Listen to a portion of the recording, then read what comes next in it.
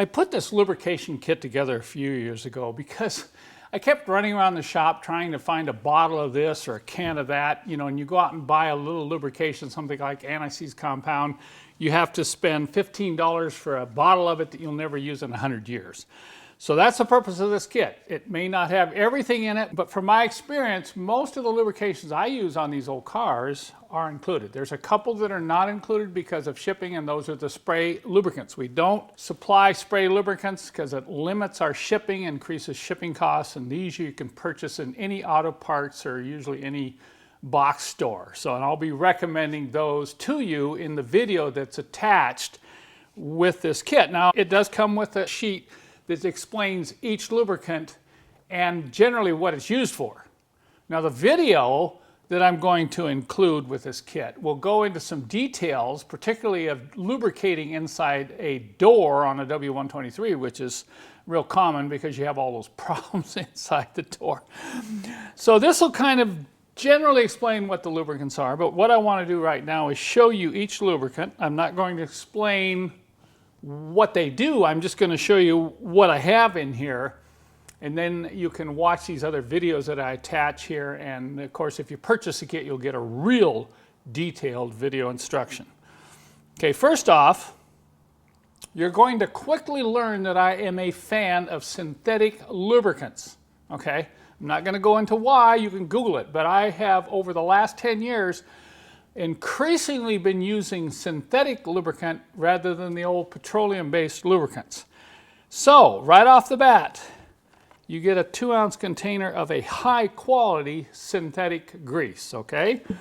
Then, this is a real favorite of mine, is silicone dielectric grease, also in 2 ounces. You'll get 2 ounces of extreme pressure moly grease, which holds up real well under pressure like gears. So there's a full 2 ounces of that black grease. And then you get a empty 2-ounce container. You can put your favorite lubricant in it or even some extras because everybody has their favorite lubricant, right? Okay, over on this side, you'll get 2 ounces of what I call thick synthetic oil.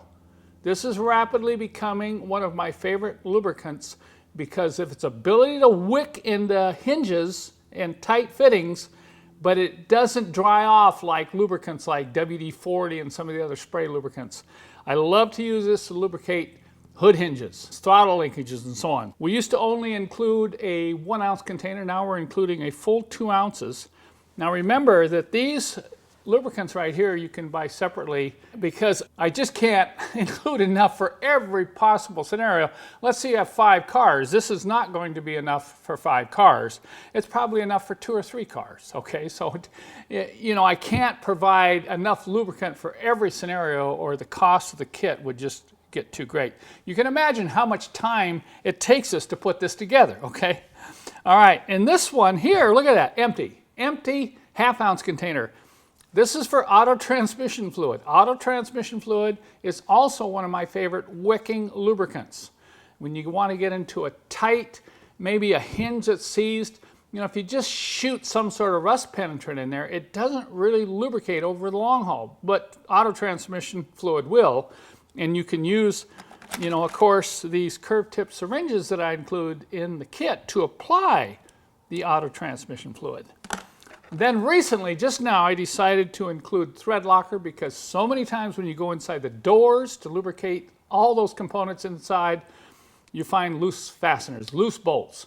And the only way to fix that is to put thread locker on them and retighten them. So that's now included as of middle to late August of 2020. Then we have power antenna lube. This is to lubricate the mast. You should do that probably every 3 months in a rainy climate. Just a light wipe of this lubricant will keep your antenna mast from seizing up. Next one is anti-seize compound. Many places where you want to use anti-seize compound, this is a small amount because you only need a dab of anti-seize compound. When you use anti-seize compound, never put it on thick because when it heats up, it tends to run all over the place. So you only need a dab. A dab will do you when it comes to anti-seize. Then I provide my favorite gasket sealant. This is my favorite paper gasket sealant. It's aviation format gasket. I do not like, nor do I recommend RTV gasket sealant when you're using paper gaskets. And then finally, I have some ceramic brake pad grease. This is the best grease on the market to keep those pins and the backside of those pads lubricated to prevent noise, particularly squealing noise, when hitting your brakes. Then, along with the lubricants, we have a packet of goodies, and these are applicators. And look at that. I even throw in 2 lemon heads to make sure your car does not become a lemon. But we include curved tip syringes, because at least for the thinner oils, now you can apply the thicker greases with these curved tip syringes. You just have to cut them off. And we now provide a piece of plastic hose that you can extend the reach of the curved tip syringe. So if you're using a thin oil, you can just leave the tip like transmission fluid. You don't need to cut the tip. If you're using our thick synthetic oil, you might want to cut the tip back 1/4 of an inch or 3/8 of an inch. And then if you're using any of the greases, you can cut the tip back maybe 1/2 to 3/4 of an inch. And that will allow you to get the grease out of this applicator, get down into some really tight places. So we have these curved tip syringes, and then we have a number of applicators, including brushes, popsicle sticks, lint-free swabs, and acid brushes. So there you have it. When you get my kit, you can really go to town on your old Benz, because as I've said in many of my videos, one of the chief reasons why so many components fail in these old cars is due to lack of lubrication.